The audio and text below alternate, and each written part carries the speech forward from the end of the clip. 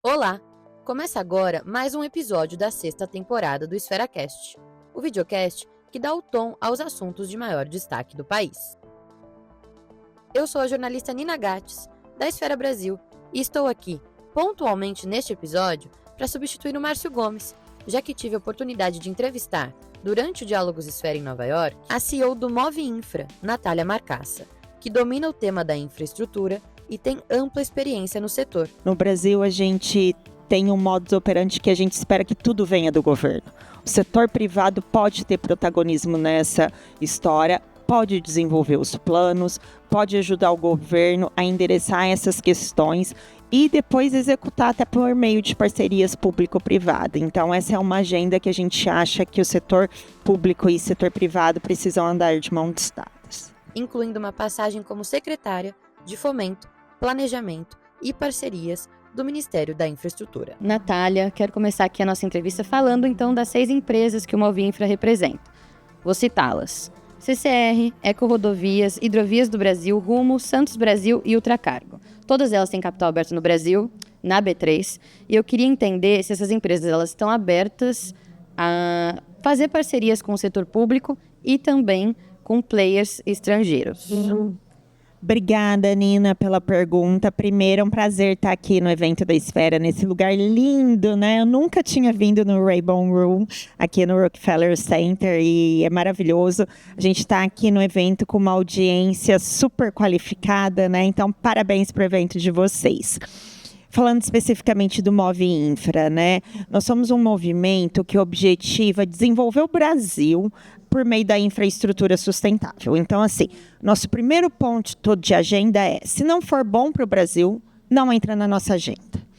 E essas empresas hoje, elas representam 80 bilhões de reais em valor de mercado na Bolsa de Valores.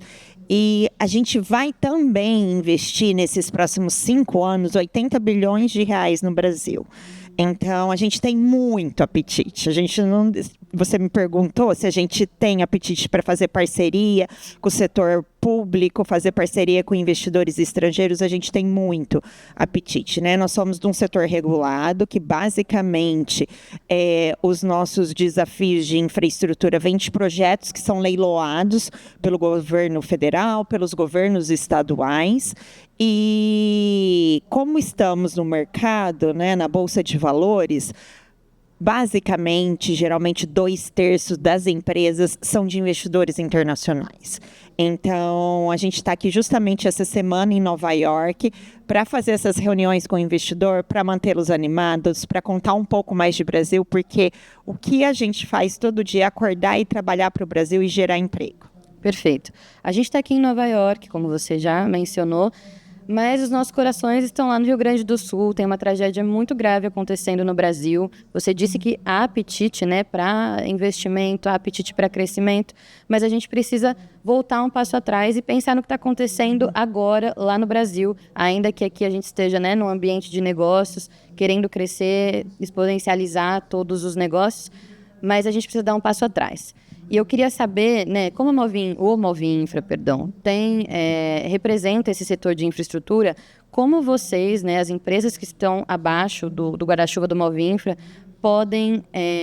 pretendem, na verdade, contribuir para a reestruturação do estado do Rio Grande do Sul, pensando que a expertise dessas empresas vai ser fundamental nesse momento. Primeiro, a gente está profundamente tocado com toda a tragédia, né? Nossa primeira atitude foi, como de todos os brasileiros, foi se mobilizar para doações, para atendimento. Então, nós estamos no Rio Grande do Sul com vários empreendimentos. Então, a gente parou todos os nossos trabalhos. A gente tem rodovias com praça de pedágio. A gente abriu as cancelas e voltou toda a nossa ação para ajudar tanto no trabalho de resgate quanto com doações, né? Mas dito isso, né, o próprio governador do estado, ele diz que, conforme estimativas iniciais, vão precisar mais de 19 bilhões de reais para reconstruir, né?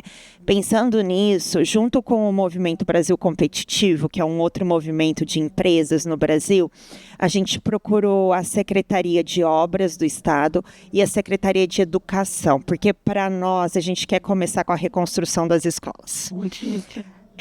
Nessa primeira conversa, a gente começou já a desenhar o plano de reconstrução das escolas com o governo do estado. E a estimativa inicial é que demore 5 meses para as crianças voltarem à escola.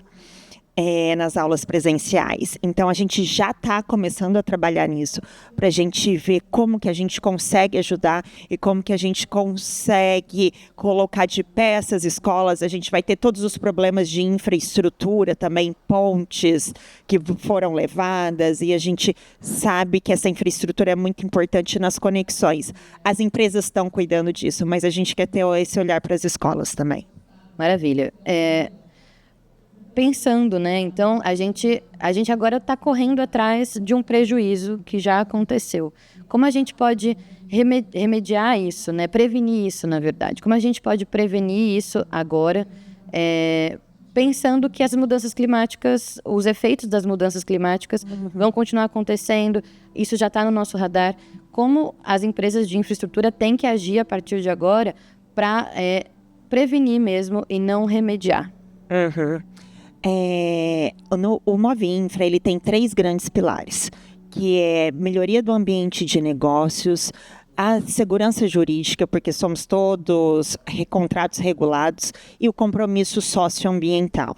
Falando de compromisso socioambiental, todas as nossas empresas têm relatório de emissão de gás carbônico, todas são listadas no índice de sustentabilidade empresarial na Bovespa, quase todas são carbono zero, ou a gente mitiga ou a gente compensa.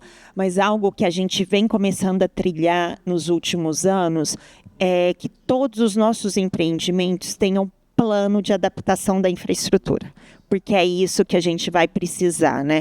Então a gente precisa começar a olhar as nossas infraestruturas com o olhar da mudança climática. Então, se antigamente o Rio tinha essa cota, para daqui 50 anos ele terá outra cota. Então, a gente vai precisar ampliar pontes, viadutos, encostas, e o país vai precisar começar a olhar para isso, para ter uma infraestrutura resiliente e aí poder focar na prevenção e gastar menos, porque a gente sabe que toda vez que vem o desastre é muito mais caro. Então, o olhar da prevenção já está sendo feito nas nossas empresas e a gente quer ajudar o Brasil com isso. E pensando nisso, né, como as empresas podem fazer uma interlocução com o governo também, né, com o setor público, para que todos estejam alinhados, todos estejam no mesmo passo, né? Porque as empresas, sim, então a gente está olhando, né, adiante, vocês estão olhando a longo prazo, mas talvez o governo ainda esteja aqui, ali, tentando simplesmente, né, estancar uma sangria. Como existe essa interlocução? Eu acho que é obrigação do setor privado também fazer esse diálogo e empurrar essas pautas, né? A gente não pode pensar, no Brasil a gente tem um modus operandi que a gente espera que tudo venha do governo. O setor privado pode ter protagonismo nessa história, pode desenvolver os planos, pode ajudar o governo a endereçar essas questões e depois executar até por meio de parcerias público-privada. Então, essa é uma agenda que a gente acha que o setor público e setor privado precisam andar de mãos dadas. E como você enxerga hoje o ambiente de negócios no Brasil? Mais uma vez, a gente está aqui numa semana de negócios, de networking. Dá para tirar bons frutos daqui?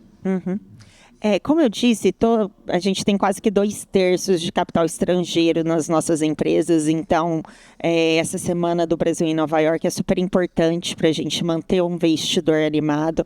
É lógico que a situação fiscal do Brasil ainda está nos gerando uma taxa de juro muito alta, o que faz com que projetos de infraestrutura sejam preteridos muitas vezes, mas a gente acredita no Brasil, a gente acha que a gente tem uma trajetória e já tem um pipeline de projetos com o ministro Renan.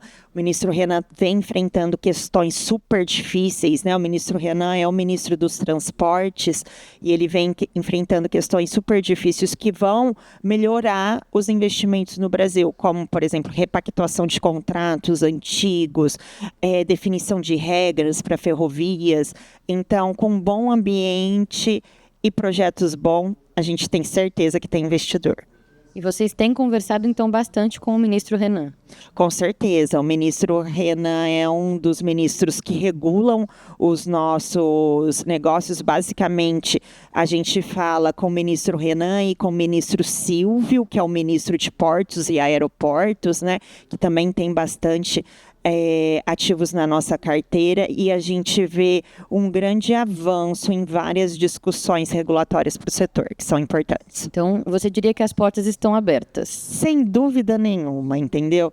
Não desista de Brasil, venha para o Brasil, a gente tem grandes oportunidades, a gente joga direito, então eu acho que tem as nossas empresas que são portas de entrada para o capital estrangeiro, e essa semana vai dar bons frutos.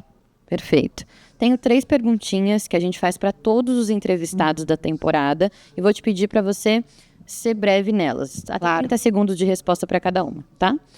A primeira, de 0 a 10, quanto o caos tributário impede que gestores invistam no Brasil?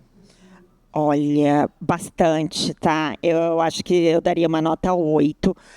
A reforma tributária é um dos nossos maiores advocacies no Move Infra, porque a gente realmente acha que alterar o sistema tributário vai colocar o Brasil no nível dos países da OCDE, e aí o estrangeiro passa a entender Brasil. Perfeito. Minha segunda pergunta era justamente essa. A reforma tributária, então, ela vai de fato melhorar esse quadro? Com certeza. A reforma tributária ela vai trazer uma simplificação. A gente gasta mais de 1.800 horas para fazer todas as nossas obrigações tributárias, e é impossível explicar para qualquer estrangeiro isso. Então, você tem um custo de entender Brasil. Quando você traz o Brasil para o VAT, né, que é o sistema tributário geralmente mundial, e todo mundo já parte do mesmo princípio. Então, fica muito mais fácil investir em Brasil. Sim, tem setores inteiros, né, de empresas enormes dedicados somente a isso. Exatamente. A terceira pergunta, qual a próxima reforma prioritária para o Brasil, na sua opinião? Reforma administrativa. Eu acho que a gente fez o nosso dever de casa nos últimos anos. A gente tem a independência do Banco Central, a gente fez a reforma da Previdência, a gente reorganizou as contas fiscais o ano passado, a gente fez reforma trabalhista, vamos votar esse ano a reforma tributária, e o que está faltando é a reforma administrativa, porque sem espaço fiscal a gente não consegue fazer investimento, e o Brasil precisa de investimento público também. Obrigada, Natália. Foi um prazer. Obrigada, Nina. Um prazer estar aqui com vocês. Mais uma vez, parabéns pelo lindo evento de vocês. Obrigada.